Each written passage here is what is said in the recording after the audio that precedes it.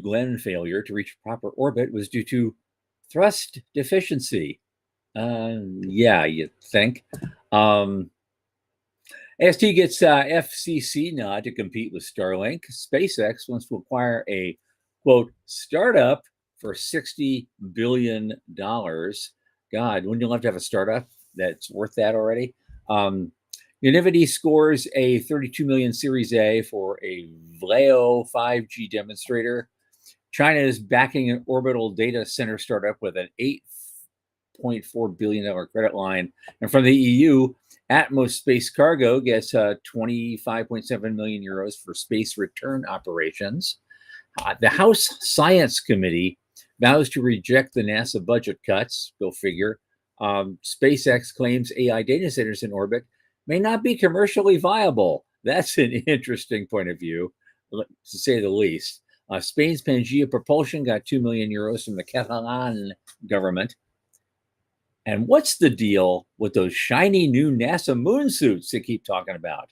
Are they actually going to be on time? That is a real concern. All that, plus our guest, Wendy Austin.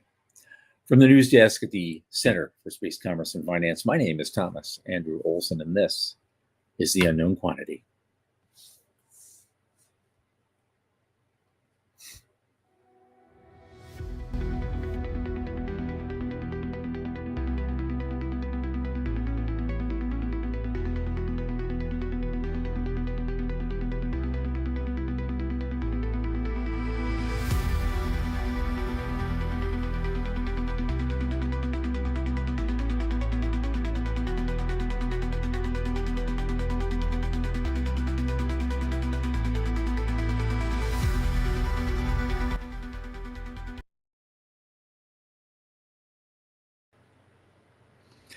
And as you know, the show is brought to you by the Center for Space Commerce and Finance. What do we do? Well, of course, you know what we do.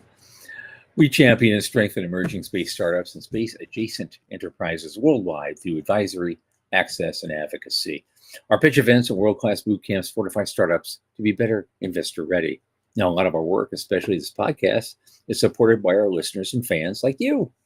So if you just go to cscf.space/support and click that Point of Stay Donate button, a little in the tip jar each month makes a big difference. Don't forget to like and subscribe and tell your friends. Speaking of friends, my oldest space friend, Michael Wayne, who just scored the peyote he needs for his sweat lodge, is here with me. Michael, come on in, man. Hey. Got enough for me? Can you send me some? I'm feeling a little run down lately.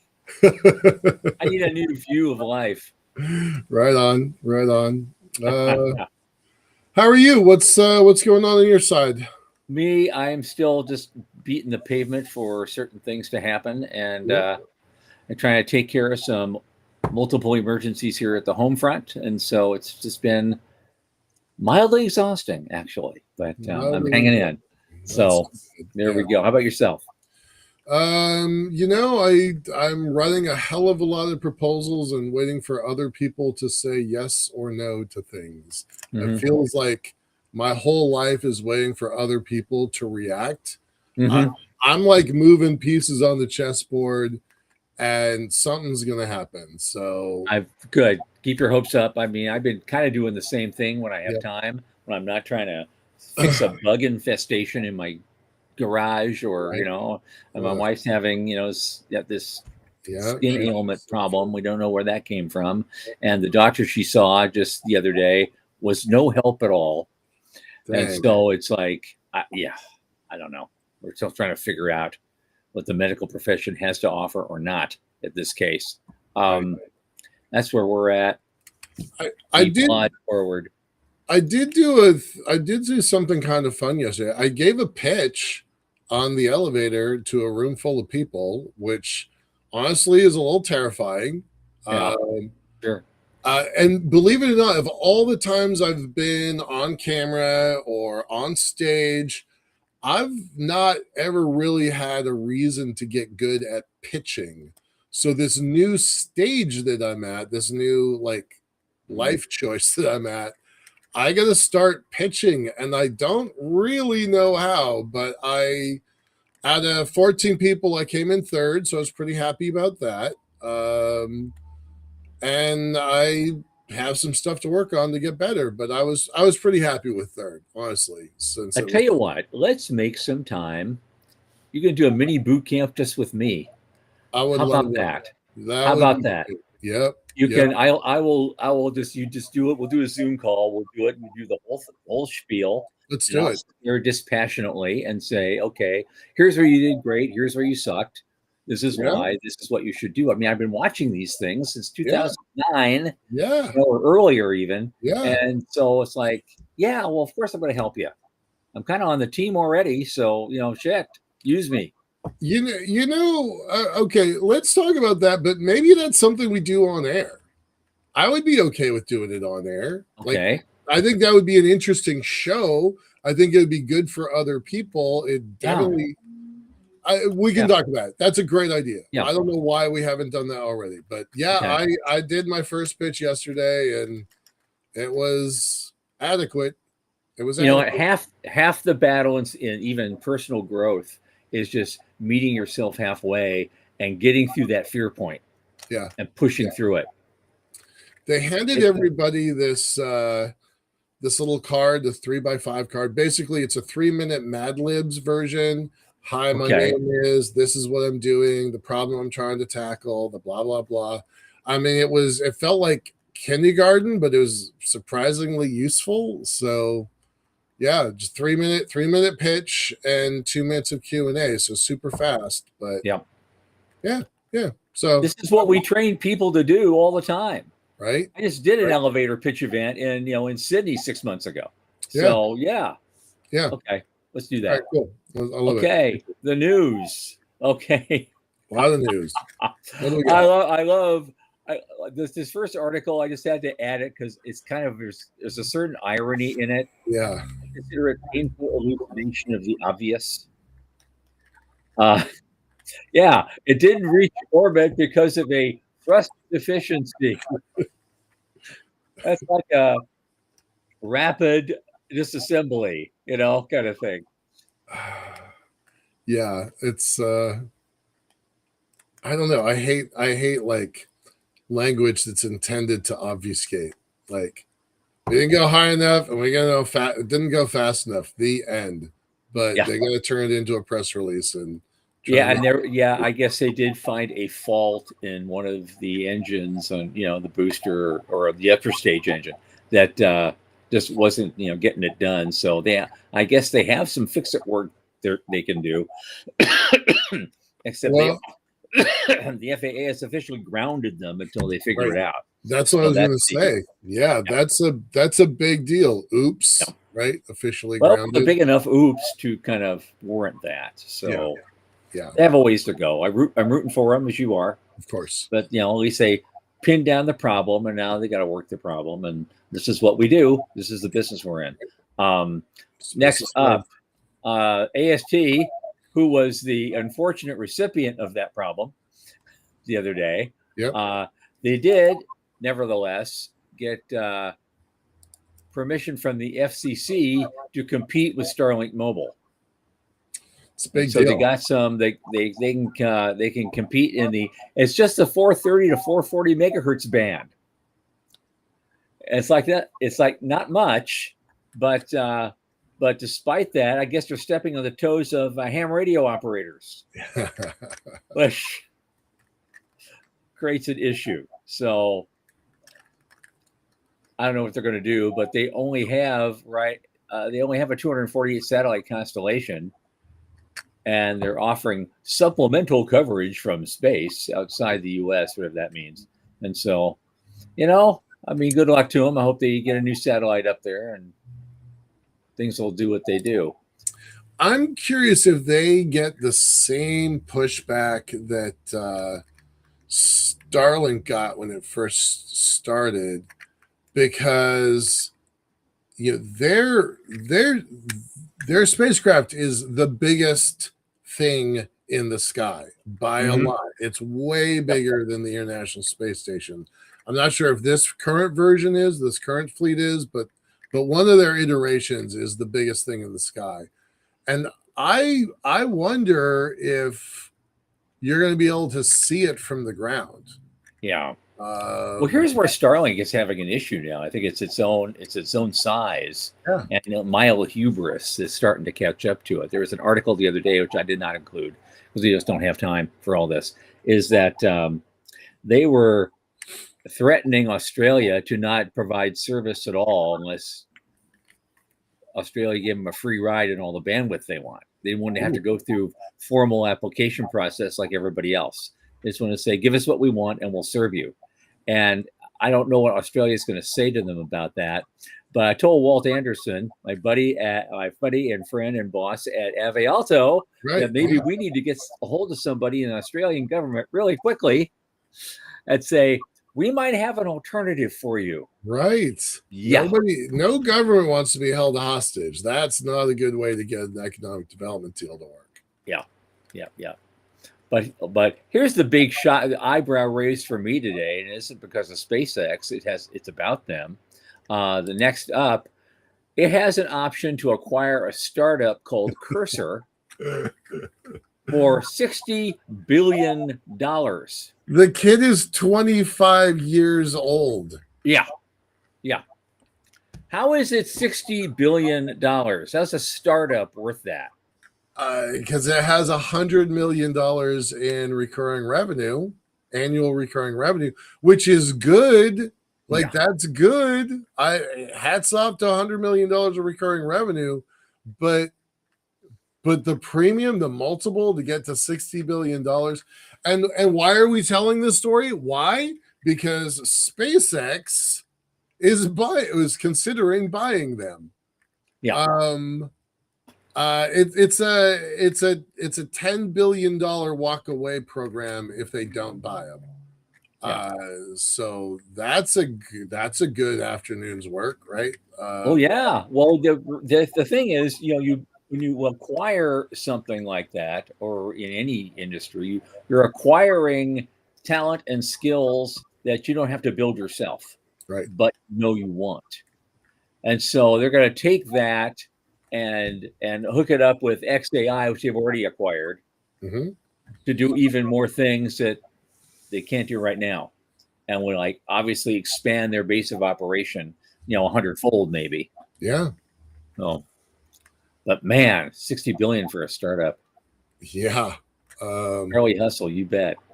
And now, we don't want to, this is not a show about the intersection of AI and money, because that's its own show and its own program. But now that SpaceX is considering it falls under our, what we're watching. So I was pretty surprised by this.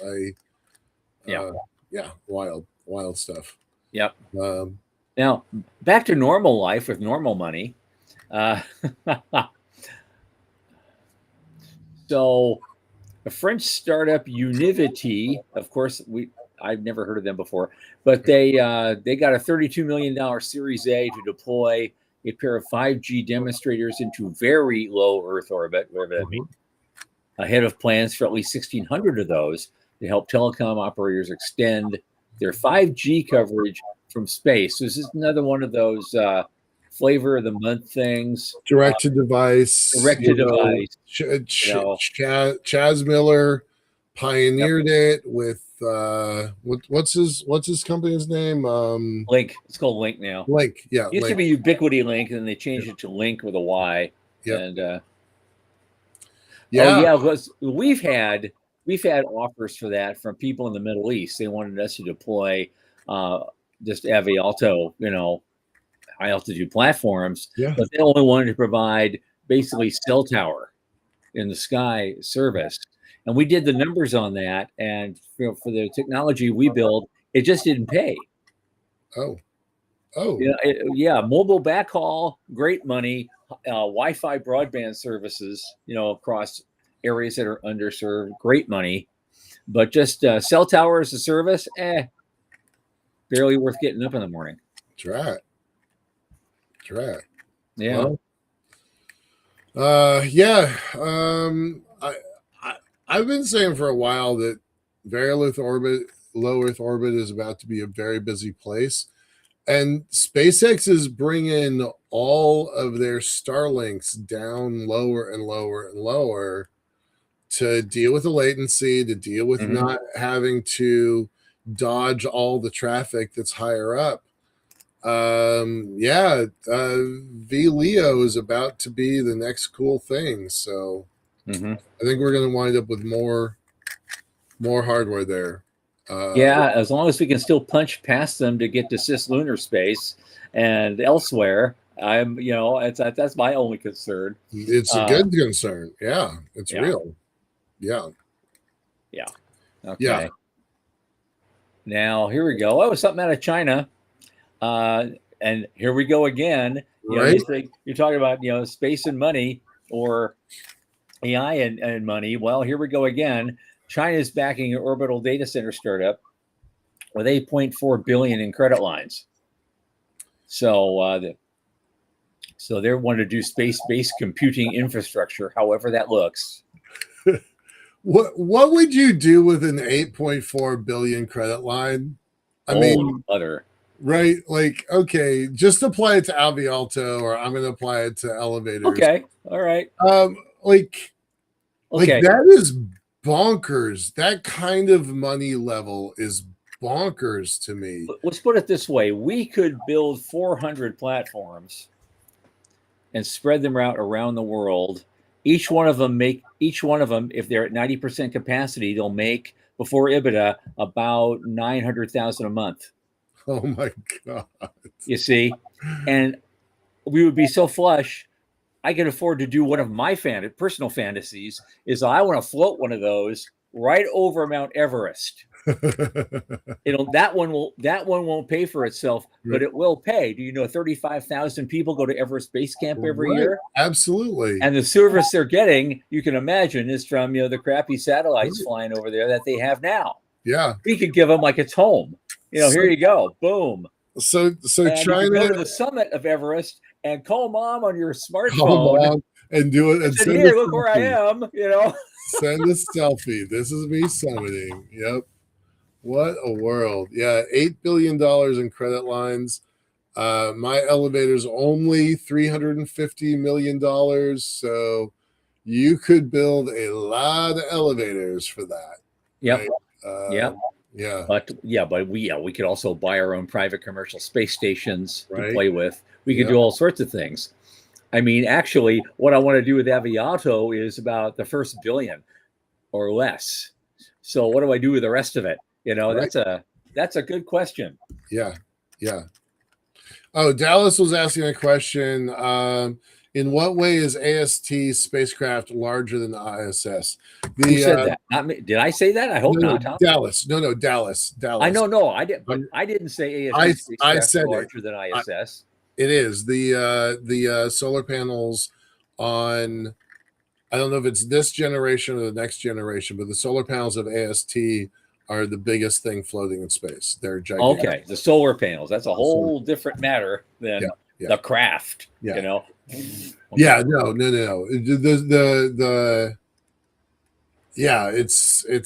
a giant footprint, and I think it's gonna. Okay. I wonder if the astronomy community is going to get angry about it the same way they did for. Well, ask Bill Gates and some of those people about that. They want to put giant solar shields in space so it actually blocks sun from the Earth. And so how's that going to help astronomy? Right. But the Nancy Grace Roman new telescope is going up in September. Right. That's not a clip we have here, but I just noticed that today. Yep. So I guess we'll have to depend entirely on space-based telescopes if that happens. Yep. Okay. All right. Moving on. Atmos Space Cargo. They raised it's another one of these things that we've talked about before. The Eurozone and other countries, they're starting to develop their own sovereign capabilities because they don't want to depend on the U.S. as much. Right. And Atmos Space Cargo has raised 25.7 million euros to start space return operations. They're a logistics company. And they've closed this funding around a Series A. And so they're going to begin it's all for operations. It's a recoverable in-orbit research capsule called Phoenix 2. I think we referred to this before. And it will host payloads up to 100 kilograms on missions lasting up to 3 months. And so they raised some money and they're doing it. Yeah. Sean is always highlighting how important the downmass component is. Yep. I think there's something there. I do. It's not a field I pay that much attention to. Sean pays more attention to it than I do. But Space Forge is one of their competitors. I think they're here in the United States. But there's probably 5 or 6 downmass companies. There's 6 or 7 or 8 space tug companies. Like that layer of specialization, specialty services, that's starting to come online. Right? Look at the Artemis program. You had every single thing you needed in the same box, right? You had all of your life support, you had your cargo, you had the launch to begin with, the several stages and the return process, all in the same box. And I think soon, maybe not tomorrow, but soon, you're going to wind up with a specialty system that gets you to low Earth orbit, another one that is a space tug to get you where you want to go, and another one that's down mass. I really think the specialization is going to be the way that we go, but absolutely, it might be a while. We will have the continuous presence, yeah, post ISS, but it's going to be broken up into smaller but ubiquitous pieces. There's going to be a lot of them. There's always going to be somebody up there doing something, and most of it, for pay. Yeah. Deal. And there will be savings in the long run, even if NASA wants to get in the act and rent some space to do something special that they want to do. I think their focus should be on the moon, but that's just me. Right. Speaking of NASA budgets, the next thing up, there was, of course, we're back to it again. We got lawmakers and the science committee members. They're completely, incensed about the NASA budget cuts. But to me, this is deja vu all over again. Exactly. We went through this exactly at the same time. This same time last year, we talked about this. Right. They had that low budget, and then the Congress said, "No, we're giving $10 billion back to do this and this and this," and we're seeing it again. The Planetary Society lost their goddamn mind when that budget came out. And they sent a whole delegation out to DC saying, we want our science, super effective ground support for the Planetary Society. Hats off to them. National Space Society, Space Frontier, they helped, but it was a Planetary Society that really drove that. Yeah, and they sent total 180, right? All the Congress folks, they're like, yep. Keep our science. Well, they probably just sent Bill Nye to do his dog and pony show with blowing up balloons and bringing his chemistry set and doing stuff and showing him science. This is the science. Yeah, so that's all it took. Yeah, and it was they were fine. So here we are again. What do you think the political calculus is, both at the White House and at the Congress? Why would they do this again the same way they did it last time? And you had to know Isaacman was in the thick of it for these decisions. What is going on here? Because I'm not seeing it. Yeah, I don't know how much of this is driven by the current administration, how much of it is driven by other political factors. Because a very $9 trillion budget, I know, right? Like that. Okay. I know. If Trump is known for anything, he's known for this, even when he's like normal, is he puts a stake in the ground way out here. And then there's pushback and complaint and, screaming and yelling. And there's a negotiation and it goes down and and it gets to this point here, which is where Trump wanted to be all along. And so that's his negotiation style. It's always been that way. I remember this, living in New York, watching him do his real estate deal. It's the same. It was in the news every day, so he was just a fact of life for people, living there. And so we're used to it. But no one else is. No one else sees this. No one in the West Coast sees this. They don't understand that history, and so everybody panics every time he sneezes and does something. I'm not happy about everything he does. But I see us. I still see that pattern in a lot of ways, even on the big stuff. All right. So we'll see. I mean, I think some of those cuts will be restored again. Because Ted Cruz hasn't weighed in yet. Right. And when he does, usually whatever happens then is whatever happens then. So we'll see. Yeah, I'm not a fan of this particular game, but I'm glad I'm not in Washington, D.C. That's what I'm going to say about that. All right. You're going to be in about a month and a half. Right. Yeah.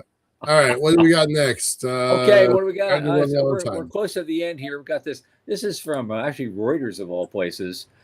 SpaceX did a S1 filing, and in that filing, it apparently highlighted the risks of unproven space-based AI and interplanetary projects. And so, but then they turn around and warn everybody that heavy reliance on the Starship rocket could impact growth if delays persist. Yeah. So they're all over the place. Right. But this is an official S1 filing. This is 1984 devil speak. That's what it is. Absolutely. Right. Yeah. All the ambitions rely on unproven technology and may not become commercially viable.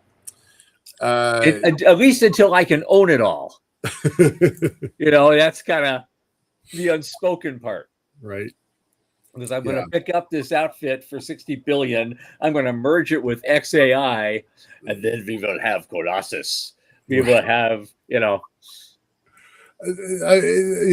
have to put in those kind of disclosure documents in these sort of filings, but it's like, woo, let's, Well, you'll know he's done it with that all that big thing. All of a sudden, takes over everything and has Arnold Schwarzenegger's voice. That then you're screwed, right? You know what? Seriously, on a serious note, like it's fun to poke fun at SpaceX right now, but on a serious note, what I don't understand about their offering is why they're not talking about point-to-point suborbital. It is way easier to make that case than data centers in the sky. Yeah, they are so much closer to that capability. Why is this feels like such a giant distraction? I think right now actually able to do. I think right now he's really focused on the moon. He is focused on refueling in orbit. That's the thing he wants to prove that this year on orbit refueling. And then he's building a smaller version of the upper stage to land on the moon. Those are the two biggest things he needs to worry about right now and is worrying about. Point-to-point suborbital is a side hustle. But it's a better side hustle for his story of a $2 trillion IPO than data centers. Well, everybody understands. I was at dinner last night with one of the angels that was interested in talking, and I'm like, here's point-to-point suborbital. A rocket goes up, the world spins underneath it, the rocket comes down. Seattle to Tokyo in 45 minutes. And her eyes went boink, like that's real. Right. I'm like, it's gonna be. Yeah. It's such an easier conversation. Everybody understands the difference between a 15-hour flight and a 45-minute flight. So easy to explain. Mm-hmm. I think they're missing a giant element that, and they could be the American Airlines of space. I mean, they could. Yeah, well, it could be. Well, yeah, if you actually look at the history of airline travel, not a single airline ever has really made much money in 80 years. So I think the same thing may hold true here. He's doing a roadshow now. Yeah, he's doing a roadshow soon, And those people are serious analysts. It's not been their first rodeo by any means. They're big Right. guys who write, who move huge numbers around. Right. And so, yeah, they will look at that. You want to put that into your proposal? Sure. But they're gonna see the numbers from that probably, no matter how pie in the sky, and it's not gonna be much by comparison to the larger picture he's trying to Yeah. paint. I think. I think it's a tactical error to push data centers when point to point is so much closer. So whatever. Nobody's offering me $2 trillion for what I think. So Yep, yeah. But it mimight be 1/20th the revenue. See what I mean? Right, It's well, I don't know what they're pitching or how they're pitching it, and we'll probably never know unless it sneaks out somehow. I bet you there's people are going to leak that. I bet you Yeah. that's a thing that's going to get leaked. Yeah, it's Yeah. too big a story. Once the road shows starts, we might see a leak, and in fact, we need more friends, Right? so we can get a leak ourselves. Go Leak something to us. Come Right, on, we'll be your right. best friend. Come on, guys, Yes, bring it in. excellent. Wouldn't that be fun to? Yeah.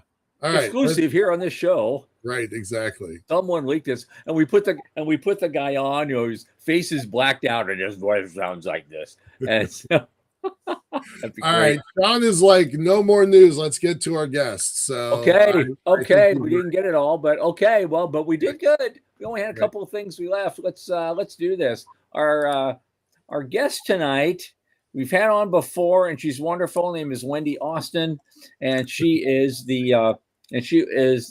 one of the key people at a company called First Robotics. They do they do robotics teaching and competitions for K through 12 students, and they've just had a major competition, and they're going to be doing more. And we're going to talk about all aspects of robotics and maybe some AI and how the kids are adjusting to that. And so, Wendy, welcome back. I just saw Sean's notes in the chat. He's like, time, guys, no more news. Let's get to our guests. 7 exclamation points, for God's sake. So I was enjoying it completely. But I have no leaks for you tonight. None. I'm glad. Yeah. So I'm glad. Thank you. I'm glad someone did. Thank you. Yep. Thank you. Y'all had me cracking up. You just couldn't see it. Oh no! I just got to add though. Dallas Beanoff says, "What's smaller Starship? The Starship that will go and land on the moon? Yeah, the lunar lander that Elon is building is actually physically shorter. It is smaller. I like how it's got like Mickey Mouse ears. Have you seen it? Yeah. Yep. Wendy, give us your 1 minute, 2 minute bio just to remind people who you are and what you're doing. Sure. My name it won't take that long. My name is Wendy Austin. I am the regional director for First Robotics in North and Central Florida. Our program starts at age 4 and goes up to 18, but I mostly deal with the high school students, which is called First Robotics Competition, or FRC, which is sort of how we control or differentiate our programs. So I deal mostly with the high schoolers. We have just finished our last regular season events. We had 7 weeks of competitions. We had 201 official FRC events, 17,029 qualification and playoff matches, 169 first leadership award finalists. That's the only individual student award that's given, and there's one for every regional, and however many each district gets depends on how many teams are in their district. 86 First Impact Award winners, and that is the highest award the team can win in first.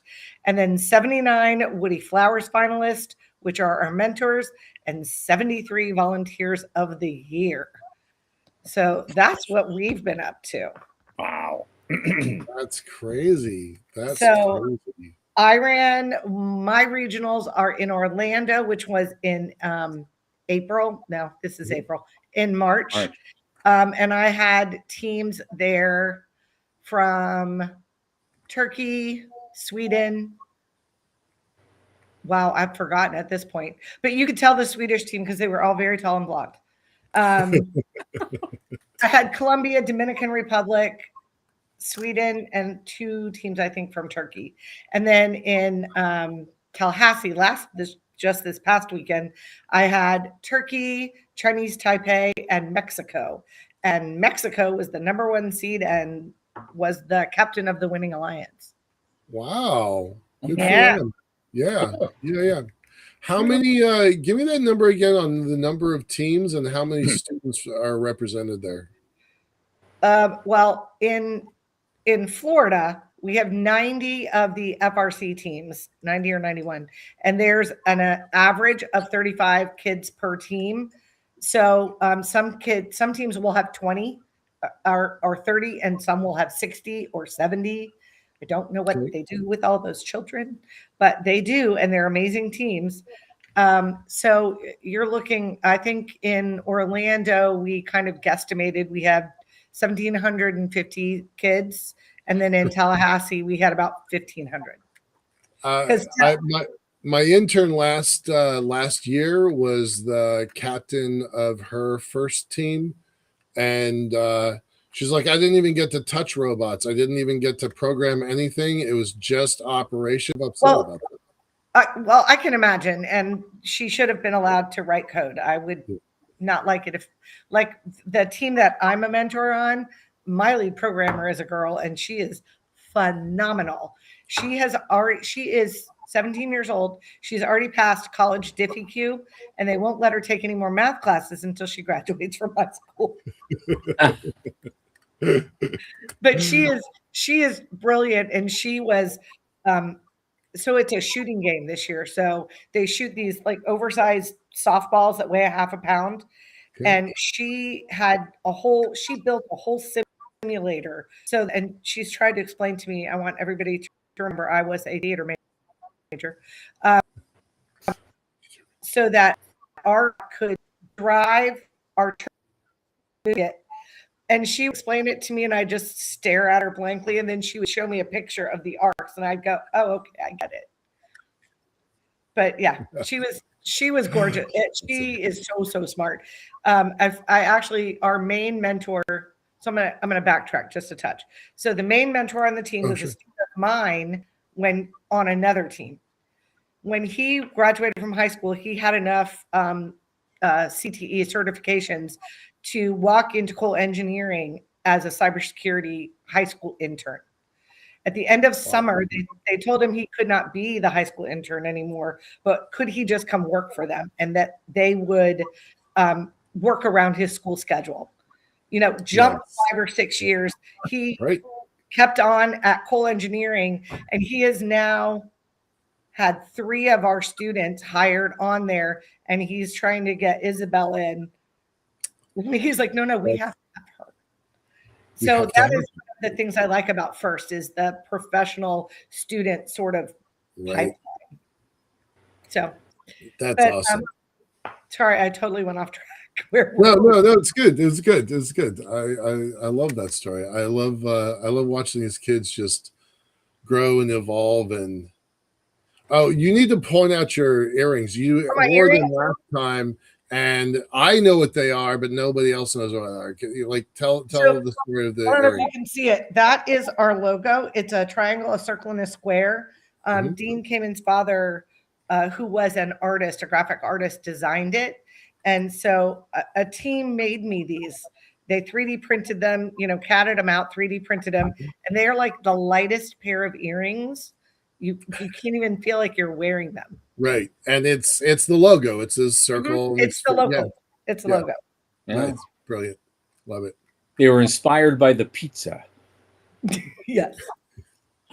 A round thing in a square box cut into triangles. A triangle. Right. Although I don't know, some pizza places around here are cutting pizzas into square, and I think it should be an abomination and not allowed. Anarchy. It is totally anarchy. The world is totally on fire. Yep. Yep. That's the basis of the competition. Like, kind of basic. I'm pretty sure I understand what they do, but there's always a specific. These teams compete with each other. There's a specific problem they have to solve. I guess every year. There's different or tasks. Is it a task to perform? Well, it's a different game every year. So there's different ways that you can score. And unofficially, if you follow the pattern, the first 1 year will be a shooting game, and the next year will be like a pick and place game. And then it kind of goes back and forth. But this year it was a shooting game, and it was, like I said, oversized softballs that weighed a half a pound that they were trying to shoot into a hub that was kind of one on each third of the field. So you had, I think there was like 300 something balls on the field. So the robots were trying to, one of the strategies was literally so the field is cut into thirds, and the middle third is the neutral zone, and then there's the blue side and the red side. So the hubs that you shoot into would trade off which one was on and which one was not. So you could only score points in yours when it lit up. And so when your hub was not lit, a lot of your robots were in the middle trying to move all the balls to your side. Okay. Or which my team was very good at, was defense. We would go over and just get in their way so they couldn't shoot. Because that was our job. And so if you got knocked down, was that a charging foul? There are pinning fouls. There are. Okay. There's definitely fouls. And the way it works in first is if you commit a foul, you don't lose points. The other team gets the points. Okay. Interesting. So if you foul, you're giving your opposing team extra points. Right. Yeah. Great. So you try real hard not to do that. Well, one of the things shooting balls too. One of the things I always liked about it was just the camaraderie and the working together and the fair play element of it. I've seen, a team with a broken down set of robots, and 3 other teams from another school will come over like, hey, I got spare parts. What do you need? Here's some code. And they repair them on the fly because they work together. I really admire that. It's called gracious professionalism. And I think I told you I think I told you the last time I was here. This program was somewhat based on the Apollo program, where you had all these competing contractors that had to learn to work together to put a man on the moon.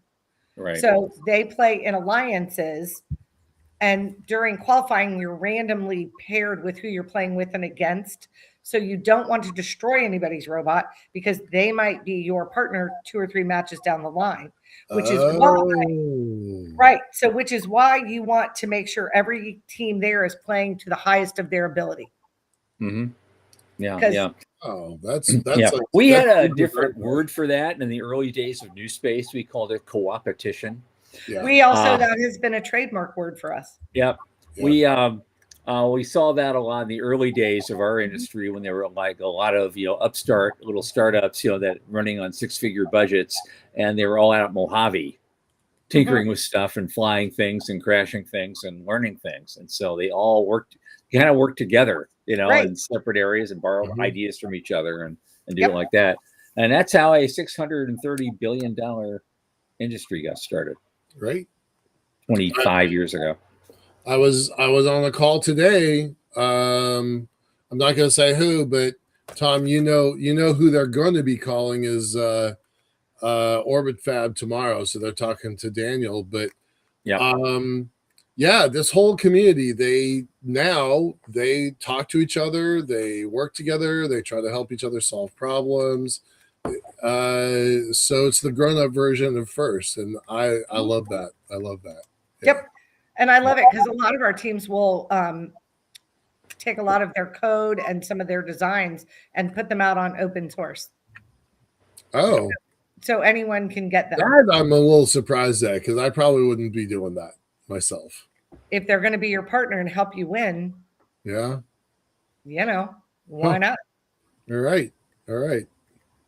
Huh. Fun. So I did want to I did want to tell you, Michael, if you need training for an elevator speech, that's what my kids can do because they learn to do that. That's part of the training. The speaking part, the presentation part, it's great. Yep. Yeah. We were actually at the Navy today doing a presentation, and it was Kids Day at the Navy. And I got a lot of compliments on how well my students spoke. Nice. Good, and they were all freshmen. I'm fairly reasonable at public speaking myself. And guess how I learned it? Studying theater in high school. Mm-hmm. Me too. Me too. I knew I wasn't going to make it in Hollywood, but I could speak in front of a crowd of 2,000 people, and Oklahoma. No, I hated musicals. I wouldn't do them. I can't sing. I grew up in that family, so we did musicals for better and for worse. Yeah, I could dance, can't sing. Okay. Not at all. Yeah, nope, I can't. I can't really sing, not really, but high school level. All right, so finals are kind of wrapping up. What's next? There's just a little bit left. There's a little bit. The World Championships is next. World Championships. I fly out Tuesday, so next Wednesday. Okay. A little less than a week we are taking over the George R. Brown Convention Center in Houston, Texas.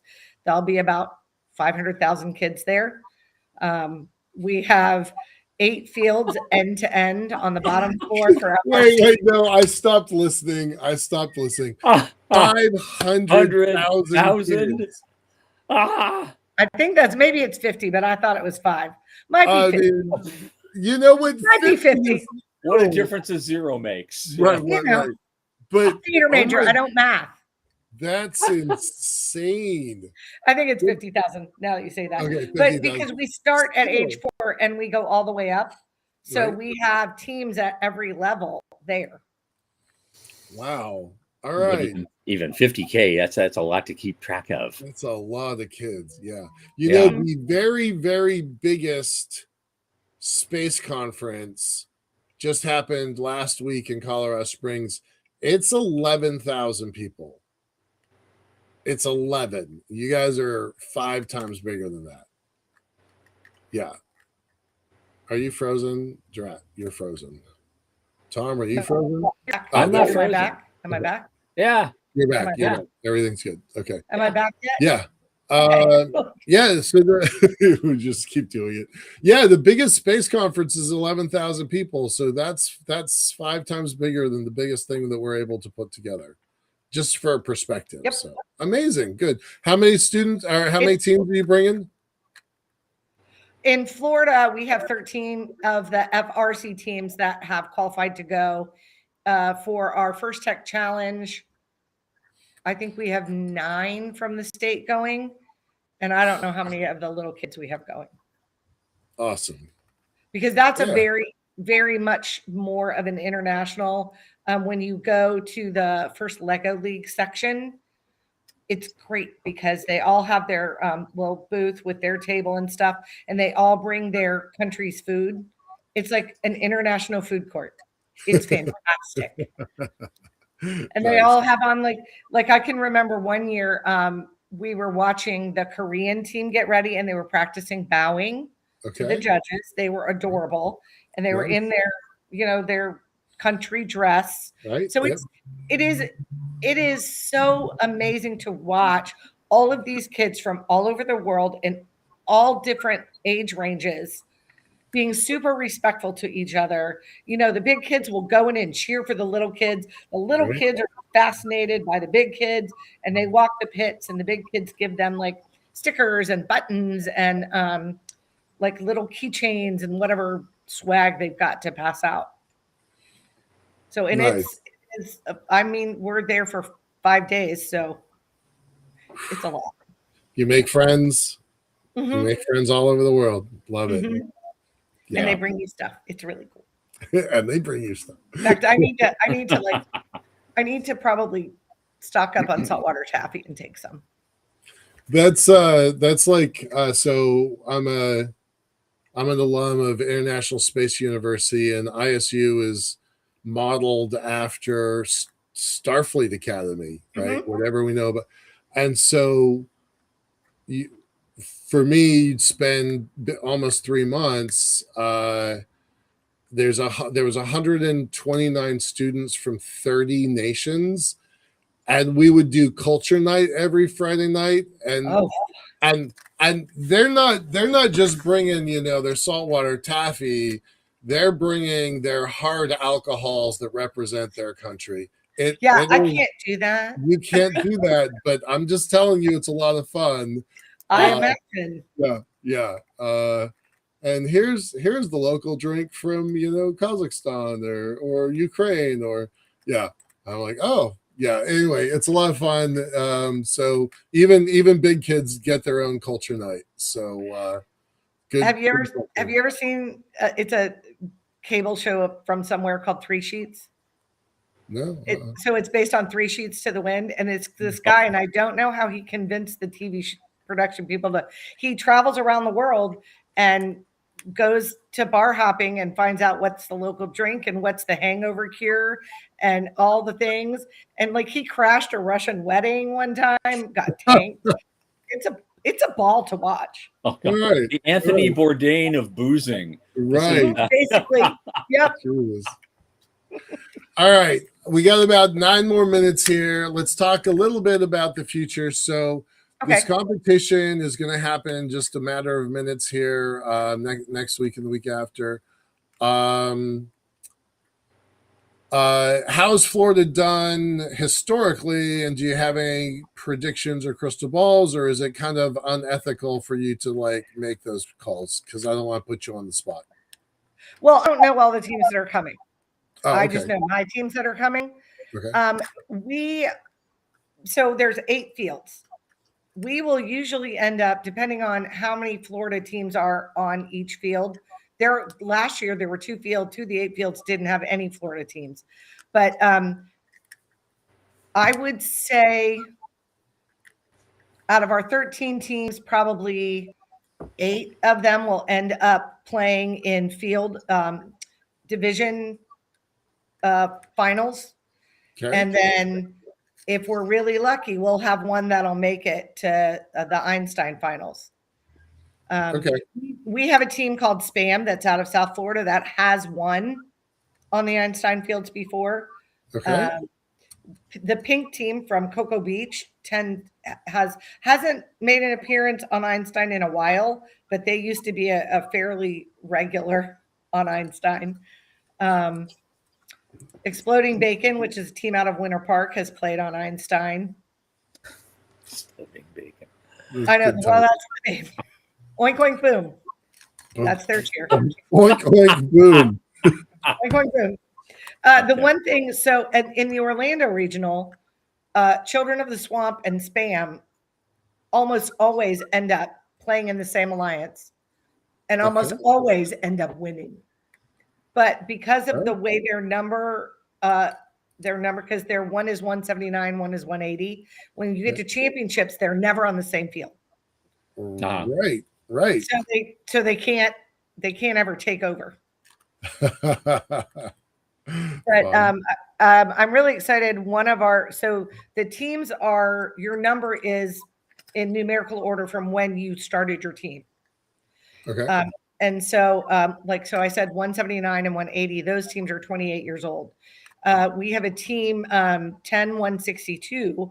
So they're only like a second or third year team, and they made it to Worlds this year. So I'm very proud of them. The Vikings from Northwest Florida. Nice. Good teachers, good mentors, good. That's a rocket ship they're on. Good for them. Well, most of our kids want to go into the space program. Right? Right. One of my students, 19, he just got a job at Blue Origin. Oh, good for him. Whoa. Good. Yep. This is what it's about, right? Right? There. Yeah. And so I do want to take a second. Because you keep saying, "Oh, I'm a theater major," but you're also a regional director. But bottom line, you are also an educator. I would like you to put on your educator hat for 30 seconds and say, there you go. Given all the explosion of AI and the things that are going on in the general society and culture, what do you think? How is the best way, do you think, to start preparing these kids for that kind of way out future that's going to hit them within a few short years? Okay, so I asked a couple of my coaches this question so that I could talk. And so one of them, who runs an FTC team, which is the smaller robots, he said that they use AI in 4 different areas right now: vision systems, CADing, coding, and rules. The vision systems, they use an advanced vision system so that they can recognize objects on the field and the April tags, which are like a QR code, so that they can lock onto that, know where they are in the field, and then shoot or move or do whatever they have to do from wherever they are. In CAD, they analyze CAD models so that they can optimize structural integrity and weight reduction, because my personal team was 5 pounds overweight when they got there and had to Swiss cheese their robot. So that was fun. And then for coding, they said, he said that AI can assist with writing code, but it's very rudimentary. So you don't want to, because it hasn't really been taught enough yet. And then rules and strategy. And that is a good thing if you just, feed in the game manual and say, what's a good strategy, or to, these are because some teams have a lot more limitations. They build in a school. They can only build, for 4 hours a week. They don't have a machine shop. So how can they build a robot as opposed to like one of the NASA house teams that has a full machine shop and, 12 engineers that help? So that's one way they're doing it. And then my one FRC coach, the one that I was telling you about that worked for Cole Engineering, said AI is technology like any other. Some adopt it and some don't. In fact, a lot of law firms still use fax machines. I did not know that. And he said that AI is not great at generating new ideas. They just come up with kind of average ideas because they only know what already exists. That's the learned language model. Yeah, right. Absolutely. Yeah. And he said that on our team, we use AI in 2 areas mostly. One is to do research on something really fast or get back on an idea or a piece of work already done. And robots don't have enough computing power to run AI locally, integrate machine learning on a robot, as well as some AI and applications off the robot. He said, looking at AI as technology, our goal is to expose students in a meaningful manner that is both responsible and productive. He's not even 30 yet, and this is yeah. He said, looking to the horizon, it's a balancing act. Because we were actually talking about this not too long ago, that a lot of our students, we are teaching them how to use a manual CNC machine, but in the real world, they're only going to know that as history. They're going to, That's the Dewey Decimal System in the card catalog file of the library. Yeah. And a slide rule. Yeah. Oh, don't get me started on that. Yeah. Can't use any of that. Yeah. Right. But they know the mechanics behind it, so they can do a better job of feeding the information into the machine and having the machine do it. Gotcha. All right, we got 1 minute left. What does the future look like? 5 years and 25 years. Fast. 5 years. I hope that we have over 100 teams in Florida, FRC teams. We currently have 9 FTC leagues. I would love to see 12 or 15. And in 25 years, oh my God, these kids are going to be running the world. Hope so. I know what they're coming. I know what they're capable of. So I'm excited for that future. And I grew up a kid of the space race. I thought we would already have, suburbs on the moon. So hopefully by 25 years, I know. Yeah. Hopefully by 25 years from now, we will. Yep, absolutely. And on that note, Wendy Austin, Regional Director of FIRST Robotics and an inspiration to thousands of students to take up STEM careers. which we love. Thank you so much for being with us. You're welcome. We'll do this Anytime. again. I'll We'll do this report again back. sometime. I'll Okay. report back if a Florida team wins. Well, I'll tell because Thank you so might be much one of for your being here. teams. Thank you. Bye-bye. Yep. Look, good luck. Okay. On Monday, guess what? We're taking a day off. And it's either going to be a repeat or a compilation reel that Sean is putting together. We'll let you know. But next Thursday, a week from today, Dan Faber, late of Orbit Fab, will be joining us at long last. After the SAT show last month, he literally took off on his motorcycle on a vision quest of his own. And we can't wait to hear what's next for this serial entrepreneur. That'll be at 8 p.m. Eastern as always. And while I'm at it, I'd also like to wish my daughter Erica a very happy and healthy 37th birthday. I can't believe sometimes it's been that long. Right. Love you, dear. From the news desk at the Center for Space Commerce and Finance, I remain Thomas Andrew Olson from Michael Lane and Sean Key. Bye. Welcome.